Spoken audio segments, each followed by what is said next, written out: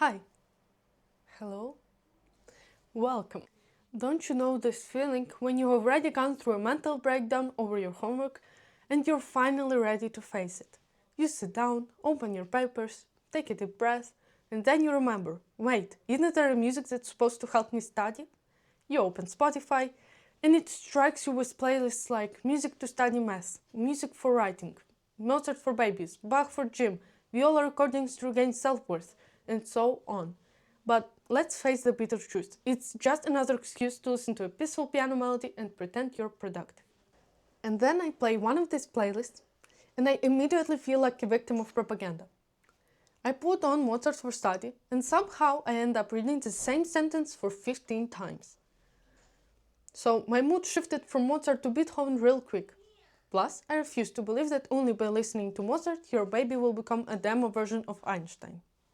So, as always, let's break down some actual facts proven by science and not TikTok influencers with their wisdom and aesthetic vlogs. So you don't spend another 10 hours of your life that can serve as a distraction and not help. So the schedule of this video is somewhere facts, another facts, where did that horrific myth came from, and some music recommendations that might actually help. I actually found out that there's music that's supposed to help you learn languages. Interesting and important facts about the connection between music and study. So the first one, music activates almost the entire brain at the same time. This is one of the few incentives that involve auditory cortex, which is sound, motor cortex, rhythm and movements, limbic system, emotions, prefrontal cortex, memory, decision making, and even visual areas, which is memory and imagination. So the last two are crucial for studying, not dying. I know! I got it. I got the concept. So the fact is, neuroscientists say that music is like a complete brain simulator. Music is like a wave passing through every cell of your brain. If you want to know more about the violin, music, and their connection with neuroplasticity and brain, I have another video dedicated to it on our YouTube channel. Second, songs with lyrics can't fight with your own thoughts. Lyrics can get in the way, especially if you write text or read. The words of the music will fight for your attention with your own words. It's called phonological interference. The brain cannot process two speech tasks at the same time. Plus, writing an essay on a pop song is like trying to compose a poem while listening to Highway to Hell. But it's not written here, but when I write my book, I can listen to music with lyrics, but only if the lyrics aren't intrusive.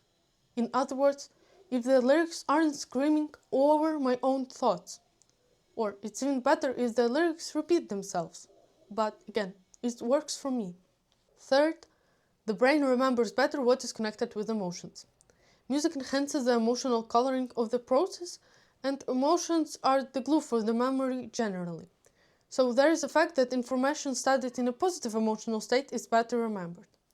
So for example, if you solved an equation to a music that makes you light, then maybe the brain will remember this feeling, and with this feeling, the formula. Moving further, fourth, there are people for whom silence is worse than enemy. In some people, especially with anxiety or ADHD, silence increases internal noise, so music becomes an anchor, background, and stability. Some neuropsychologists recommend using white noise to help people focus. Fifth, the music you love can work better than the optimal one.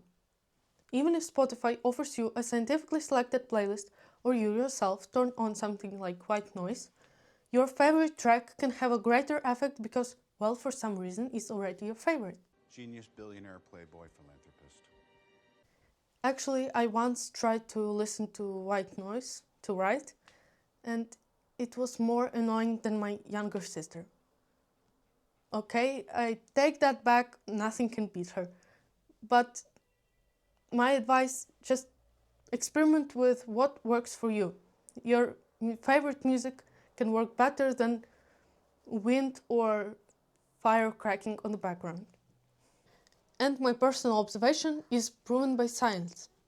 A study from applied cognitive psychology showed that students memorized words if they didn't like the music, even if that music was scientifically optimal. Seventh, music won't become a teacher. It won't teach you, but it can help to enter a certain state.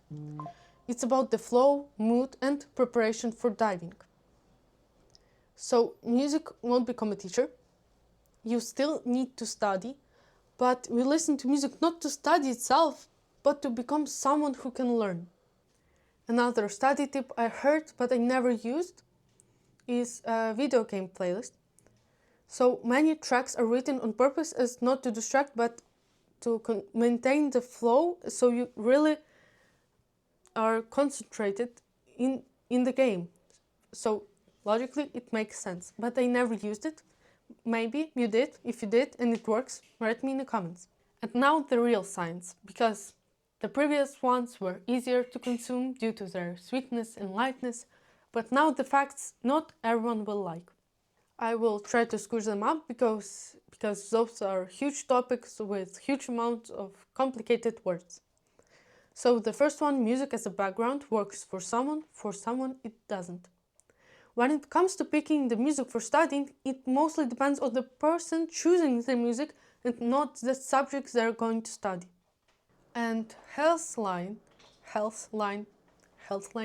emphasizes that music can help reduce stress and improve memory, especially when it's instrumental or calm.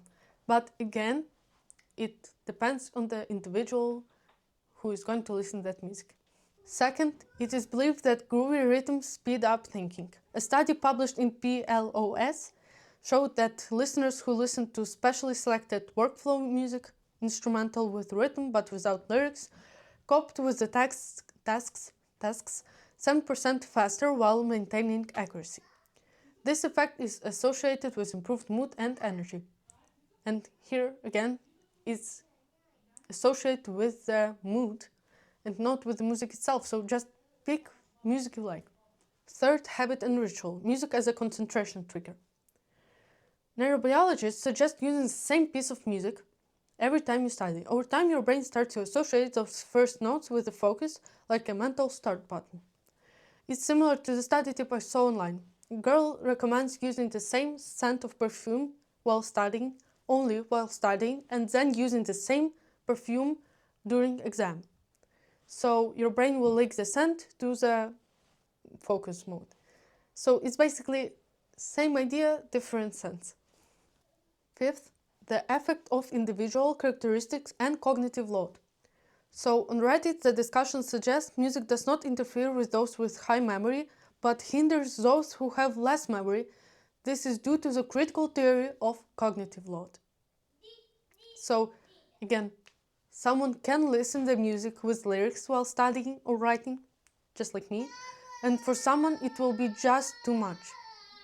On this one, we will close the chapter of never-ending facts and move to something practical. But still, seventh, music and study, it's a complex network, not a magical pill. The review of the research emphasizes that music can improve motivation, sometimes attention and memory, but the effect depends on the genre, temperament of the person, and the structure of the task, and the emotional background. You need to observe. If it works, great. If it doesn't, you clean it up, you work in the silence of that, without a static video vlog to brag with. So let's move to the myth itself. Where did that belief that music helps to study came from? Let's be honest, how many times have you seen these videos on YouTube with Mozart music in it, selected for different tasks and periods, with the same music in every single one of them? So I've seen it so many times, so I decided to look up what it is and does it truly help? So I found out that there is a thing called Mozart Effect, the Mozart Effect. The Mozart Effect is a popular but controversial and often misunderstood phenomenon, according to which listening to Mozart's music, especially sonatas for two pianos in D major, temporarily improves mental abilities, especially spatial thinking. So it all started in 1993 with an experiment by Rocher and colleagues. They published an article claiming students who listened to 10 minutes of Mozart coped better with spatial thinking tasks, for example, mental folding of figures, than those who sat in silence or listened to relaxing music. So, what did they actually discover? First, the effect was small and temporary, a maximum of 10-15 minutes. Second, it concerned a specific type of tasks, not a general IQ. Third, they didn't mean that Mozart makes you smarter, but the media turned this scientific discovery into headlines like listening to Mozart makes you smarter. They started selling CDs called Mozart for Kids, promising that the baby would become a genius if he listened to the classics. Politicians even introduced Mozart's audition in schools, as if it would replace study and sleep. Oh, stupid, stupid. The later studies say that the effect either doesn't exist or it can be explained by a temporary improvement in mood or cheerfulness and not by Mozart's magic. The Mozart effect is not a miracle. This is just a manifestation of the fact that our brain is a living tool. When you feel joy, even temporarily, your brain works better. But music is not a magic key. It only opens the door if you are ready to come in yourself. Okay, that's enough science, let's be practical. So, what should you play when you're stuck with your math homework, reading Plato, or crying over an essay? Let's build an ultimate playlist for your brain. So, I will read the tasks, the music that might help, and why this music. So, we will start with math and logic. So, what you need is concentration, analytics, accurate calculations. Recommended lo-fi hip-hop, Baroque, especially Bach, video games soundtracks such as Minecraft, Celeste, and Stardew Valley. White noise, rain noise, pulsating beats without words. I feel proud. From all this, I know only Minecraft, Bach, and white noise. I'm proud of you, buddy. Why this music? A clear rhythm helps to synchronize the thoughts. No words, no distraction. Baroque, for example Bach, enhances the logical structure of perception. Bach has almost mathematical music. His fugues. His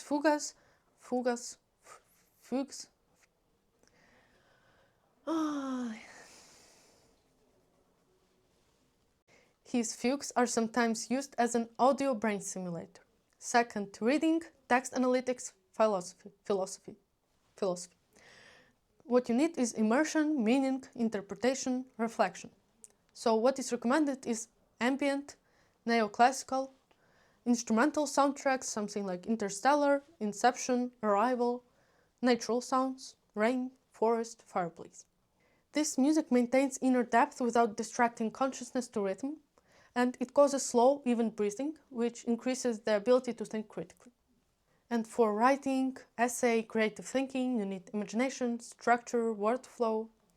So what is recommended is soundtracks of movies without sharp dynamic jumps, chill step, down-tempo electronic. I didn't knew such existed. Third, live instruments, piano, string instruments, guitar. Why?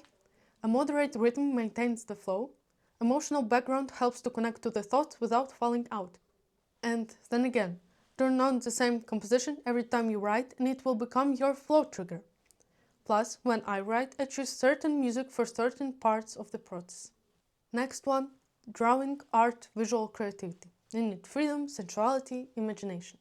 So what is recommended is post-rock, something like Explosion in the Sky, Sigur Rós, lo-fi with atmospheric overlays, instrumental folk, world music, Guitarro, Hank Massive, and soundtracks from Studio Ghibli.